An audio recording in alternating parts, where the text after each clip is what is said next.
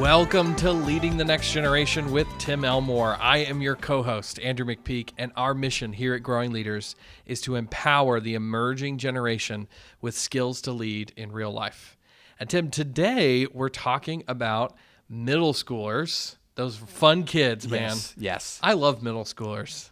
There's probably a few listeners out there who spend almost every day with middle schoolers, whether that's a parent with their kids or a teacher out there. But one of the reasons we're talking about this is because it's kind of a challenge to be a middle schooler sometimes. I have noticed when I talk to educators, you either don't like middle schoolers or you feel called to middle schoolers. Yes, and it is a calling, isn't and you it? go, oh, may your tribe increase, because I could not take that 12-year-old or 13-year-old very long. But it's because their bodies are changing, their brains are changing, and that's just a time of tumultuous emotions. And it's so the people that love them, I love those people. And this is designed to really be helpful to them. Absolutely. Well, one of the things that reminds me of is years ago, I was invited to come to a really nice private school.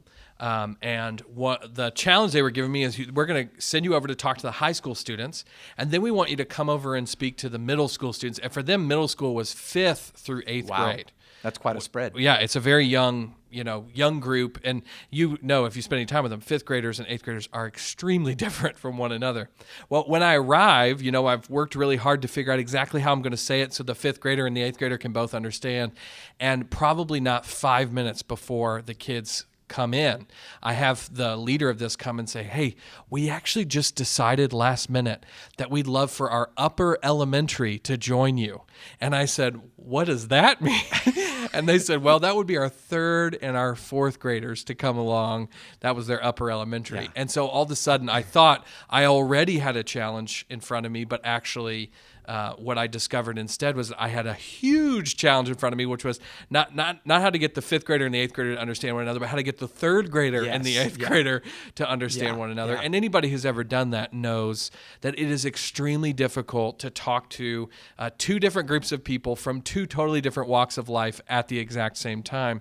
And yet I found that that's often what we try and do, right? With curriculum that gets put out there or books that are thrown out there, they think, well, we'll just make one thing and the middle school kids will get it just like the high school kids. But as we spend more and more time with middle school students and talking to middle school teachers, what we discover is that the middle schooler today is facing a very unique challenge. And the challenge is that growing up in the 21st century has caused those kids to grow up in some significant ways, but still remaining immature in some other ways, right? Because developmentally, they're still in 7th grade. That part hasn't changed, right? The difference is the 21st century world that they're a part of. So I don't have to tell the middle school teachers out there that there's a unique challenge in leading these kids. But often what happens is that the curriculum that they have to teach them is either too advanced or too immature. Yeah, absolutely. In fact, we hear this all the time. Yeah. Middle school teachers say, I wish there was something for us and our age group that it's just hard to come by, because middle school is this window of time that maybe isn't as lucrative for a for-profit company to come up with curriculum or whatever. So we have just decided we've got to do something for this target audience. Absolutely, yeah. In fact, we kind of got really passionate about this problem over this past year. In fact, we spent a huge part of the pandemic year, 2020, investigating this problem, and we did all of these focus groups. My colleague Grace did some amazing focus groups and conversations with middle school teachers and leaders of all kinds, and we found some really fascinating things, which is teachers telling us things like some of the materials and the ideas that we're being given, whether it's habitudes or any other program, they're just over the heads of our students. They feel like they were made for somebody else. Or the idea is just too challenging for our students. Or even for some programs, the idea is the presentation of the idea is too immature for them. So it was really because of all of these things that like I said, about a year ago, we started becoming really passionate about this problem, about solving this for our partners and trying to meet the challenge of this balance of a 21st century middle school student who is advanced in some ways, but still very much in middle school Yeah. in a lot of ways. And so that was why we decided to actually release a brand new program. It was clear in conversations with a lot of our partners that this was the right next step. And so the goal was to create something that met their needs, but still developed those important social and emotional skills. And really, that's what we're talking about today, because this program just got launched, just released. And I'm so excited because it's really been over a year's worth of work. What we're doing is we're calling this Habitudes for Social Emotional Learning Middle School Edition. So we've had a Habitudes for Social Emotional Learning program, but it's really was designed with the high schooler in mind. And increasingly, I think middle school leaders understood that. And so what we're doing now is we've got a high school program. We want to do a middle school edition of this. And what we're doing is we're going to take the great methodology that's already in Habitudes, right? We use images, we use relatable stories, we use metaphors, all of those things that really help us connect with students where they are. But we're also going to, at the same time, simplify the tools and the ideas to better meet the needs of that middle schooler. So I wanted to share just a couple of things that we're changing. And then, Tim, I thought it might be cool if I let you kind of show us one of these Habitudes for just a second. I thought it might be fun. But here's what we did.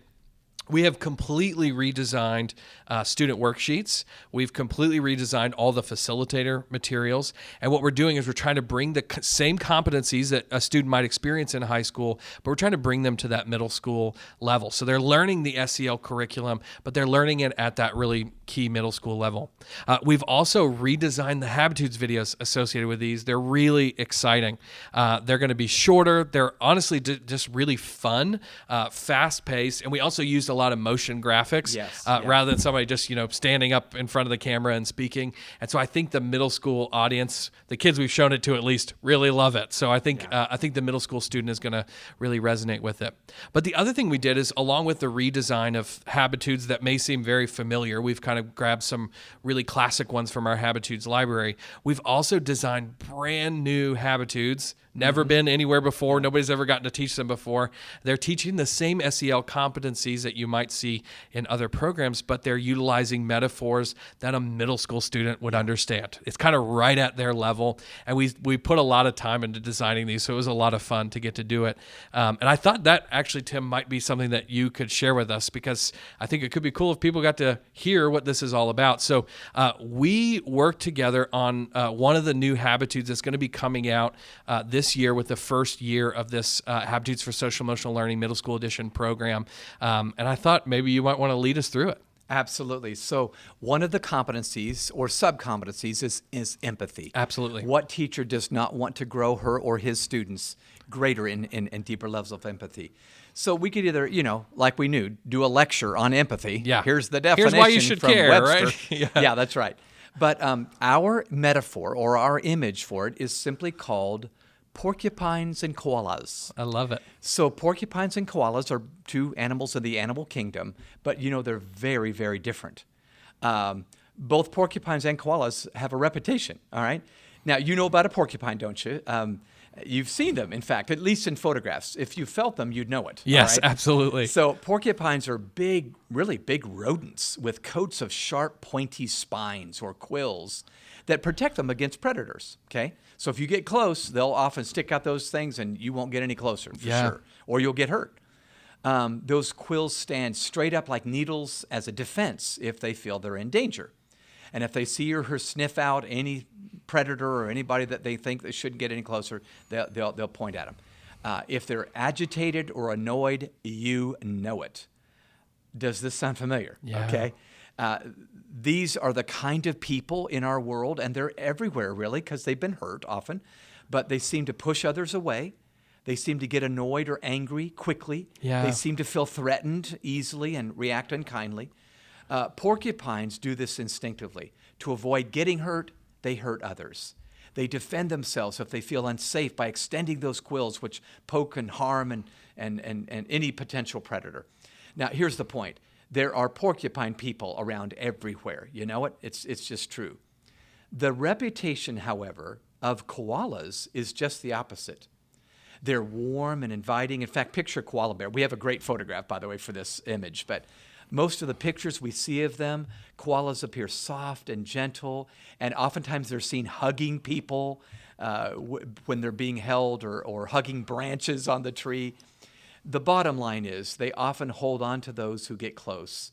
You get too close to a porcupine, you're about to get hurt. Get too close to a koala, you're about to get hugged. Yes. And that's really the short statement. It's true. Don't you know people like both of these animals?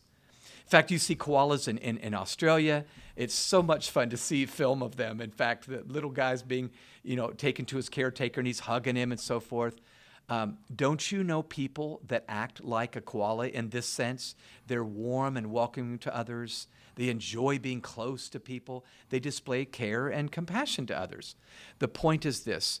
We have found this is a brilliant way to teach empathy, because every kid in any classroom is going to know porcupine people and koala people. In fact, the temptation will be, don't list their names, Yes, but exactly. just think about it. And then we ask them to self-evaluate. Which do you tend to be more like? Well, if they're honest, they might go, I guess I'm a porcupine person. I don't want people to get close. I'm angry a lot, whatever. So we have a great illustration. I want to close with this real quick. Please, yeah. It's a true story from a middle school in Michigan, actually. The football team at Olivet Middle School chose to be a team of koalas. Now, remember, this is a football team that you might think were porcupine. Yeah. Right? I mean, football, that's a porcupine sport, isn't it? You'd think so. Yeah. So they saw how one of their teammates, Keith, was a kid with special needs, and he struggled socially. He was kind of a little awkward. He wanted to hug everybody, a little bit like a koala himself. Yeah. But, it's just awkward, and so they didn't quite know how to relate to them. But by the end of the season, one of the players said, you know what? We're about to finish our season, and Keith has not gotten to play much at all. Yeah. He's on the team, but can't That's right. play. But, he'd always wear his uniform, and it was clean by the end of the game. Yeah. And then, of course, Keith has never scored a touchdown. Well, these players, these are student athletes, not coaches, said, we need to get Keith in this game. We need to help him score. Well, they did just that. They talked the coach, and by the way, it was all the students' idea. On a Friday before the game that night, or whenever it was, Yeah. they said, coaches, we think Keith needs to get in the game, and we want to call a play. Would you let us? And the coaches said, yeah, it's our last game. Let's do it. So they did it. So what they did was they put Keith in the backfield. He's a running back, Yeah. even though he probably has never carried the ball ever before in the Yeah. game. And they surround him. And so they give him the ball. I kind of push him forward. Oh, I should say, the play right before it, they get to the 2-yard line. Yes. So it's going to be an easy nudge over the goal line, Yeah. probably. Yeah. So they set him up to score. I love that phrase. They set him up to score. And then they just help him over the goal line. And when news broadcasters interviewed Keith afterwards, they said, how did it feel to score a touchdown? He just had one word: awesome. Yeah.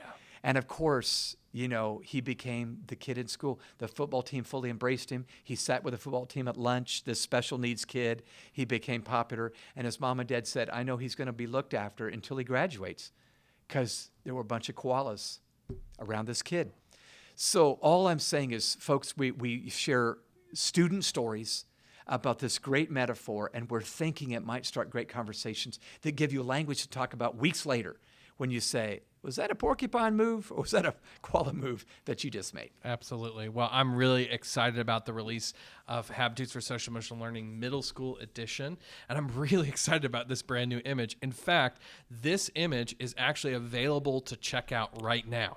So you can actually sign up and get a free sample of this. You can watch the video. You can look at the teaching materials. You can look at everything, because we really wanted you to see what this program is going to look like. The rest of the images will be complete by July, so in plenty of time for you to launch this in this next school year. But we would love for you to get your hands on and actually watch the video and check out everything associated with porcupines and koalas. It's a really great image that we know you're going to have a really robust conversation with your middle school students about empathy and why it's so important. And then you'll have language afterwards to talk about, hey, are you being a porcupine or are you being a koala right now? It's just going to be a really great tool, and I can't wait for people to start checking it out, get their hands on it, and even start leading some of these conversations lessons with students as soon as possible. So if you want to check out Habitudes for Social and Emotional Learning Middle School Edition, head on over to growingleaders.com/SEL. You'll be able to see the middle school edition, and you'll be able to check out the high school edition if you want to there as well. That is actually just released earlier this week,